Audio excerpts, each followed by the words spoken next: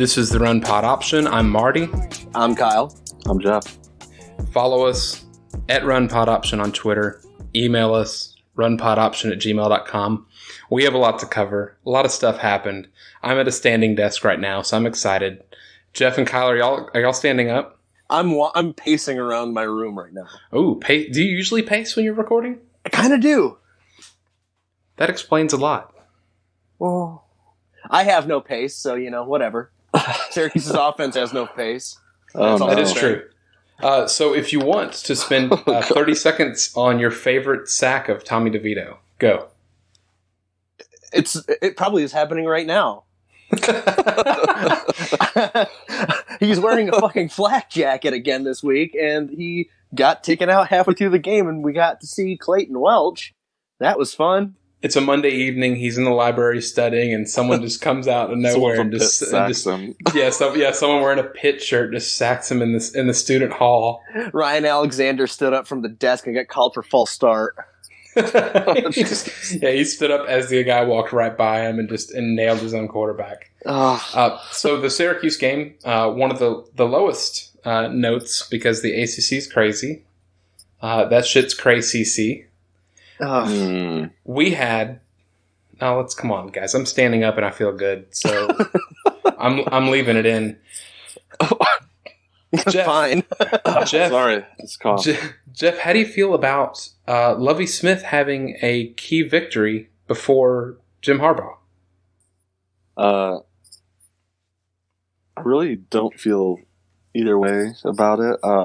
It was just extremely entertaining to watch that magnificent beard on television. So he's a handsome guy, and that beard really is. It really is. Like, I don't want to use the word epic because I feel like it's a kind of a lame word to use. It just exudes confidence, that beard. I just feel like he wants to give me some really great life lessons right now. Yeah, he's made mistakes. He'll own up to it. He's going to teach you about the Tampa 2 defense. He sits you down. You're out there. You're begging for money. You're homeless, and he goes, I got something that's worth more than money. And he just gets out a sketch pad and starts drawing up the Tampa 2. Kyle and I watched some television, and it was nice of Illinois to do this early in the afternoon and make sure you knew that the day was going to be kind of crazy. We ended up tuning in right about the time that Wisconsin decided it was a good idea to keep passing instead of running the ball with the lead. Yep. And but they just were going whole hog into, we need to give up this game. Yeah, they're just, we can run it with Jonathan Taylor again, but instead let's give it to our fullback, number 37. And then let's just keep throwing it, even though Illinois has, I think they had all three of their timeouts at that moment. Yep. They did. And it was poor coaching by Wisconsin, it felt like, and without seeing most of the game, a lot of the comments I'm seeing from their Wisconsin's beat writers are players saying that they just weren't prepared, or Illinois had the exact right game plan. And I saw one note as far as it was a track meet, is what a Wisconsin player said. Do you think it was they're just overlooking the game? Yeah, I don't know. I think... they got Ohio State coming up this week. Yeah. I think that excuse is maybe used too much. Especially, I heard the same beat writer mention how the linebacker that talked about just how outplayed they got, that he's we're preparing for a faceless team, a numberless team. They're just an opponent. We're treating everybody equal. If that's kind of their bit or their motivation, I would think they wouldn't overlook Illinois. I don't know. It seemed... You'd think. But... Or maybe Wisconsin also. I think Bud Elliott from Banner Society said that the collective S&P, I keep saying it with the ampersand, the collective SP plus ranking for all the teams they'd played up to this point was something like 94. Like they hadn't really played anybody. Really? And Illinois was like 97, so it's not like it was a maybe in the 80s, but they had to have been asleep at the wheel. Is the only thing that can make sense, because they are a better team than a team that loses to Illinois. Well, and to be fair, the interception, that was a man-sized interception. I mean, The midfield, falling backwards. It looked But great. there was also two other Illinois defenders that could have maybe had a play on it too. It wasn't like it was one isolated insane catch. It was an insane catch into traffic with another Illinois defensive back, another cornerback who was dropping back from another route, and then a Wisconsin receiver. That's fair, but to actually come up with that ball, maybe it was just Illinois' day. I don't know. Illinois scored 17 points off turnovers. Yep. And let's not bury the fact that they were down 20-7 with like 30 seconds left in the third quarter. And you know what's funny is when Wisconsin scored their last touchdown to go up 20-7 at the time, Jonathan Taylor only touched the ball another 8 times running. I'm sorry, I think he caught a couple passes, but he only ran the ball 8 more times from when there was 10 minutes left in the third quarter on. Like, use what you've got, Wisconsin. It's inexplicable, and this happened last year at least once. I think when they played Michigan, like Chris did the same thing. Like they were gashing Michigan on the ground, and he just moved away from it, and it made no sense. Like, I get it if they weren't moving the ball well, but every time I watch Taylor touch the ball, he's like automatic 5 or 6 yards easy, usually more. So yeah, I think he was averaging a touch over 4 yards per carry. Yeah, and Illinois had him mildly contained. Yeah, their defense did a good job. Isn't this Wisconsin's MO, though? Every year they look like, yeah, they're going to be pretty good, and then they lose some mind-boggling game. It just feels like that happens every year. Their defense hadn't allowed I think it was a play over 40 yards. They've only allowed 1, I think, the entire season. And I think Illinois had 3 against them, which also tells me that Illinois just decided to take their shots. Illinois moves to 3-4. Tell me if you think Illinois makes a bowl game. They go at Purdue, home against Rutgers, at Michigan State, at Iowa, home against Northwestern. If they're going to win 6, they got to take out Rutgers. Rutgers, Northwestern, Purdue. And Purdue's not awful. Yeah. I think they get 6 wins. I want to see Lovie in a bowl game with that beard. Especially around Christmas time? Especially around Christmas time. Great point. And I think we can put Wisconsin to bed as a playoff contender. I think so. I think that's going to be a little too hard to get out of there. Yeah, and I don't think, we'll talk about it more, but I don't think they're going to be able to beat Ohio State next week. So no, I think that's one of the games we have to pick on the pick show. And yeah, I've got a note on that too, which is kind of funny. Another team that's, I think, actually maybe got a chance for the playoff is Florida. And Florida beat South Carolina. Oh man, the Kyle Trask show. The game was incredibly ugly. Yes. It was also in like a monsoon, so that happens. But it didn't feel like it was. Florida in the fourth quarter just put all sorts of distance between them and South Carolina. Up until that point, I wasn't impressed by either team. Trask wasn't bad, but he wasn't what he was against LSU. They weren't running the ball like they probably should have. It felt like just a messy game. It was. And, the game was definitely closer than what the score shows, just because it was just a pile-on in the fourth quarter.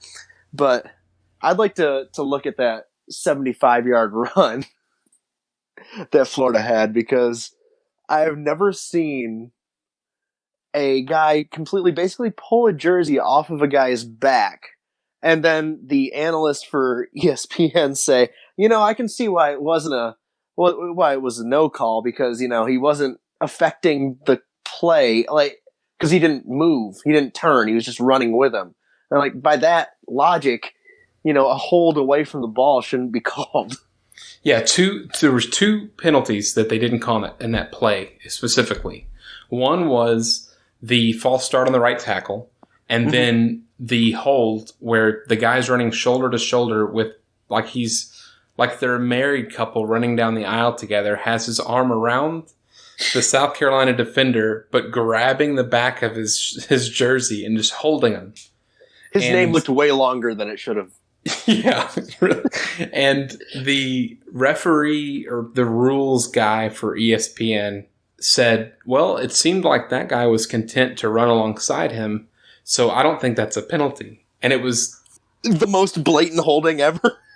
Yeah, it's far from the worst. There was apparently a couple other calls in that game that affected it, if you'll ask South Carolina fans. But there's harsh judgment of referees all across the league right now. And I don't know if it's any different than usual or if it just feels louder because we're doing a podcast, so I'm looking into more games. But Miami, just down the road, lost to Georgia Tech, and in large, if you ask Miami, other than them not playing the way they're capable, it was also due to a lot of bad calls by the referees. Well, also their kicker missed 2 field goals. That'll do it. Yeah. Like pretty big chip shots too. Yeah, and we can go right into it actually, Jeff, with Michigan and Penn State, because after halftime I tuned out. I had another program I was going to watch. But in the first half, you were pretty vocal on Twitter about the refereeing in particular and how it was affecting that game. The hardest thing as a fan is to try to separate yourself from, when you see something that you feel like is just so glaring that you have to try to separate. And it was hard because, Michigan deserved to lose. You drop a touchdown in the end zone to lose the game, like you lose. There's no coming back from that. But pray for that dude. That's a tough. Ronnie Bell. Yeah, that's a poor way to finish a game, man. But there was just a couple really questionable plays. Like Michigan, Patterson threw like a 45-yard bomb to Nico Collins, and the cornerback was kind of fighting him, and the cornerback fell, and they called OPI on it, which it's just. Like, you can't have my Twitter storm was about having referees impact big plays. And that's the thing that I think a lot of fans are struggling with. Like you said in the Florida game, a guy rips off huge play that's clearly a penalty and it's missed or not called.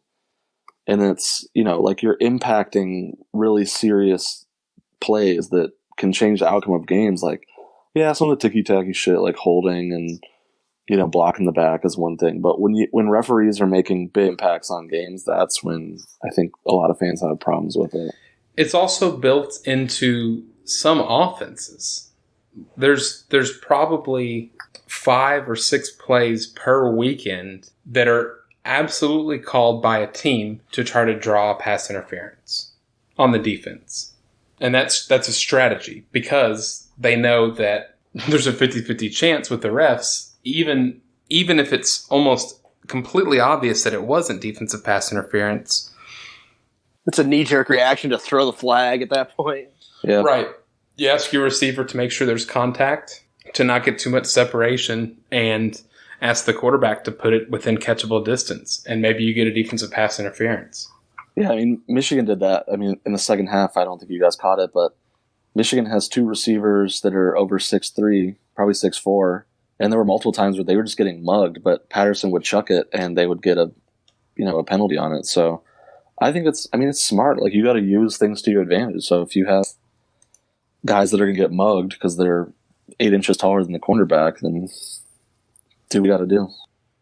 And, I think getting back to the whole, officiating, impacting games, I think that maybe the reason that it feels like it's so... everybody's complaining about it, it's so vocalized at this point, is the fact that it's kind of going across leagues at this point, between the NFL, in college football, even down into the high school ranks, where everybody's just mad. We've got the ability for instant replay to really dissect a play. You see that it's not really a flag. You've got now in the NFL, you've got the ability to challenge pass interference, but it's not really being used at all. It's just, it seems like technology is now getting further ahead than the ability to call a game, and it's just shining light onto these situations, and the refs are almost regressing at that point, and they're defending each other. I've seen the hashtag Pac-12 refs, right, for a long time. And then I've also seen the hashtag Big Ten refs for a long time. and then ACC, and then Big 12, and I don't know if using Twitter as my only source here is smart is Always it happening reliable. more? Well, and not from is it happening more, but certainly, if nothing else, it feels like it because it's getting yelled at you through Twitter. But I also feel like at this point, it used to be 10 or 15 years ago, I thought the Pac-12 refs were a fucking disaster, and everyone else seemed to have a pretty level-headed refereeing situation. Now it's from an outsider perspective. And just what I'm hearing, what I hear from the press and I hear from ESPN and all that other stuff. But there's not a conference, except maybe the Sun Belt, that I haven't heard complaints about. Well, they don't know how to use Twitter. Lane Kiffin got fined for posting That was a great picture. For posting a picture of refs with a blind CNI dog in front of them on the field. And tagging the conference in it. Tagging the conference. That's wonderful. That was classic Lane, by the way. I love Lane that. Kiffin's done a total face turn for me, man. No, he's a tweener, man. Yeah, he knows when to go heel. His next job will inevitably, when he takes the USC gig. Well, no, when he goes to Tennessee for his second round for one more year. Yeah, just that he actually saves them this time. He's like, no, for real though, this time. So we have Baylor that's still undefeated. We have SMU that's undefeated. We have App State that's also undefeated. I'm going to focus on SMU for a little bit, if y'all don't mind. You have the floor. Yeah, so it's tough. I feel bad every weekend when I say I feel bad. I don't. I feel great that SMU's winning, but it sucks that all our teams aren't winning. That's always frustrating because it's just like, well, Syracuse looks awful, and Michigan blew another big game, and I'd really like to talk about the other side of that instead. But I was very nervous about the Temple game, if only because them beating Memphis was, in hindsight, and at the time even, a very big win.